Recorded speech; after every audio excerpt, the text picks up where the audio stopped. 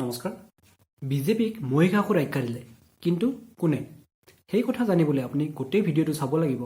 ৰ'ব, আপোনাক এটা হিণ্টছ দি দিছোঁ। এতিয়া চাওক, মহিষাসুৰ বুলি ক'লে আপোনাৰ কোনখন মুখ মনলৈ আহিছে? অবভিয়াছলি আপোনাৰ দুৰ্গা দেৱীৰ মুখখনলৈ আহিছে। এতিয়া দুৰ্গা দেৱীয়ে কিন্তু বিজেপিক মহিষাসুৰ আখ্যা দিয়া নাই, আখ্যা দিছে দুৰ্গা মহোদয়। আহকচোন গোটেই ভিডিঅ'টো চাই লওঁ। কৈছোঁ আমি মহাজোঁটৰ এটা দলৰ পৰা মই প্ৰাৰ্থী আছিলোঁ আৰু বুজাবুজিৰ মাজেৰে মই ভাৰতীয় জাতীয় কংগ্ৰেছৰ পৰা BPF দললৈ আহিছোঁ।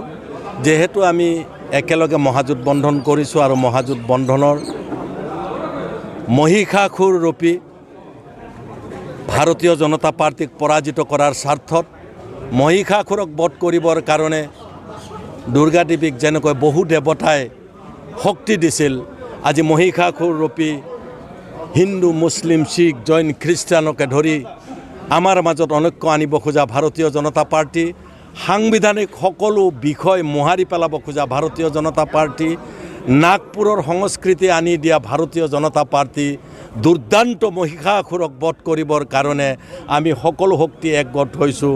মই ভাবোঁ আমি তেওঁলোকক কালাইগাঁৱতো পৰাজিত কৰিব পাৰিম। না, তেনে কোনো কথা নহয়। ৰিপুণ বৰা ডাঙৰীয়া 6জন মেম্বাৰৰ এগৰাকী মেম্বাৰ, গতিকে তাৰ ভিতৰত তেওঁৰ কথা 6গৰাকী বাকী মেম্বাৰৰ নিচিনাই তাতে চলে। আমাৰ যিকেইটা ৰাজনৈতিক দল আছে, কংগ্ৰেছ দলে নেতৃত্ব কৰিব লাগিব আৰু এই কংগ্ৰেছ দল নেতৃত্বত আমি মহাজোঁট কৰিছোঁ।